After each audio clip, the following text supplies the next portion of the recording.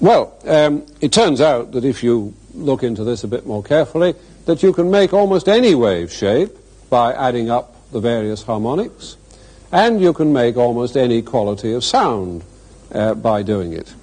So it looks as though we're beginning to get somewhere by mixing harmonics and thinking of that as a means of changing the quality from one instrument to another.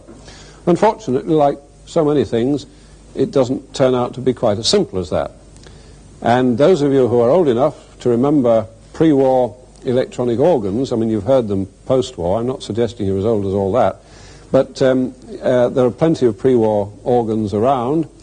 You'll know that if they have stops on them, which are labelled clarinet, diapason, flute, and so on, it doesn't really matter which one you pull out, it sounds exactly like an electronic organ.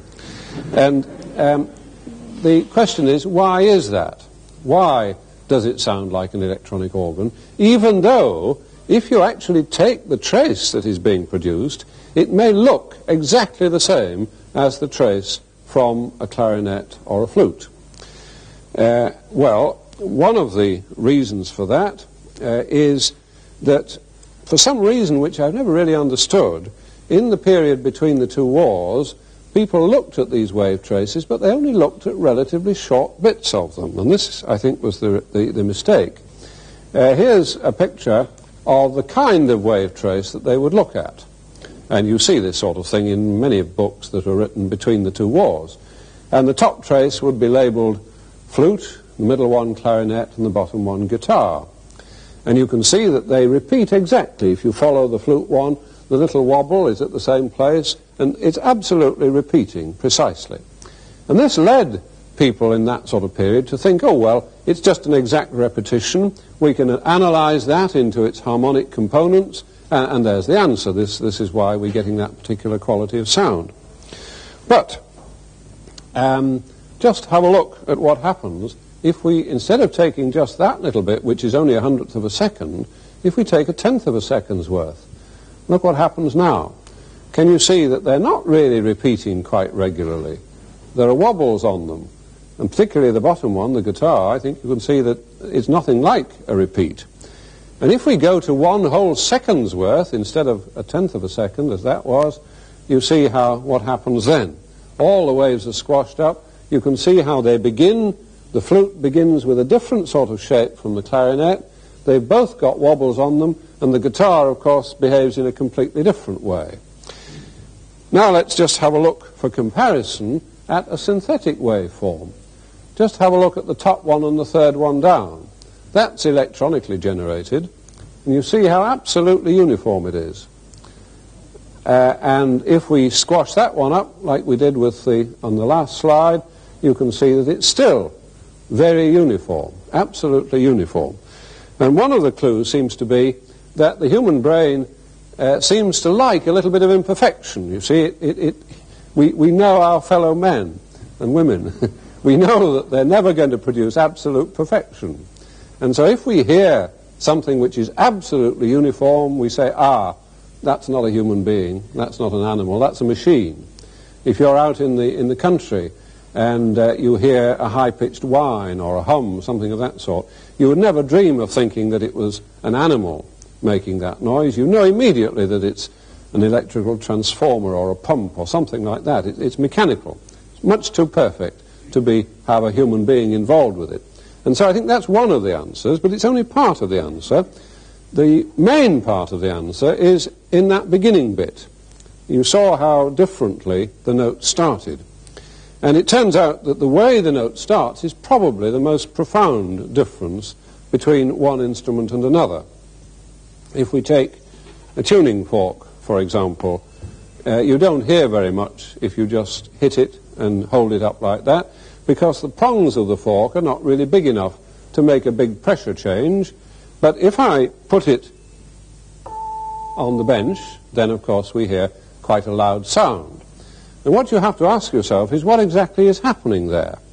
The tuning fork is vibrating, the prongs are vibrating in and out, so the bottom of the fork is coming up and down, and so that will make the bench vibrate. And so if it can get the whole bench to vibrate, we get a very big change in pressure, and so there's a big sound.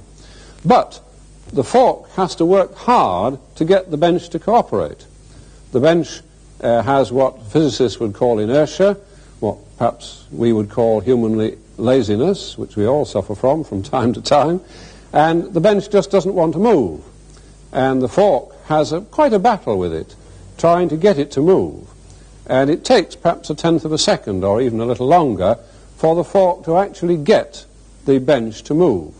And if you listen very carefully, I think you can hear the argument, as it were, going on between the fork and the bench. Could you hear a distinct change in quality just at the beginning? There's a quite distinct change, and the beginning part is when the fork is trying to persuade the bench to vibrate, and all sorts of strange waves are going backwards and forwards, and eventually the bench agrees, as it were, to vibrate, and so it all settles down. But that bit at the beginning is what we call the starting transient, starting because it's when the note starts, and transient because it doesn't last very long, is all important. This is a bagpipe chanter, but I'm going to pretend it's an oboe for tonight. And the reed makes a little squeaky sound like that, but if I put it on the pipe, we can control the pitch. Now, the sort of question that you have to ask is, if that's what the reed does on its own, and that's what it does on the pipe, what makes the reed change its motion when it's on the pipe? How does it know that it's on the pipe in order to make that different sound? And what actually happens is that the reed is really behaving like a little tap. It's opening and shutting and letting little puffs of air through regularly. And the first little puff of air that goes in travels down until it finds an open hole, and then it expands through the open hole. The air behind it expands, and the air behind that, and so on. So what went down as an increase in pressure comes back as a decrease. And if it just happens that the decrease in pressure arrives back here just as the reed is shutting, ready for another one to come down, then, and it's in step, then we should get a continuation of the motion. It's what we call a kind of resonance. I'm sure you've had the experience of pushing a swing, a child on a swing. And if you just push at the right moment, you don't need to do very much work. You can build up quite a big oscillation. But if you push at the wrong moment, if you try to push that way when the swing's coming that way, you end up on the floor, and it's quite disastrous. Well, in the same way, the reed has got to find out, and it's got to operate at the same frequency as the pipe. And this takes time. It can take anything up to a tenth or even a fifth of a second to settle down. And this is one of the reasons why, when you're learning to play an instrument like the oboe, you make such terrible noises, terrible squeaks and squawks, because most players are trying to force the reed to do what they want to do. What you've really got to do is to learn to cooperate. You need a three-way cooperation between you, the reed, and the pipe. And you've got to give the reed enough freedom, as it were, to find out what the right length is. And of course you can help it, and the more skilled you are, the more you can help it to get to the right frequency quickly. But it always takes time. And in fact, this is a slide showing this particular chanter playing a steady note, and these little spikes, of course, are the separate pulses. And I think you can see that at this end it's really quite irregular, and it's nearly two-thirds of the way across before it actually settles down and becomes absolutely regular. So this first two-thirds is all the starting transient, and the rest is the steady part. And it turns out that the ear and brain together are much more interested in that starting bit than anything else.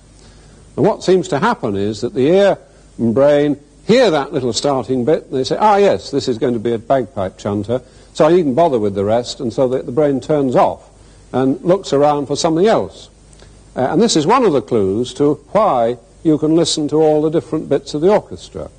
You hear the various starting transients, and that tells you what's happening. But then, after a little while, you come back, and the brain sort of checks back to see if it really was what it thought it was.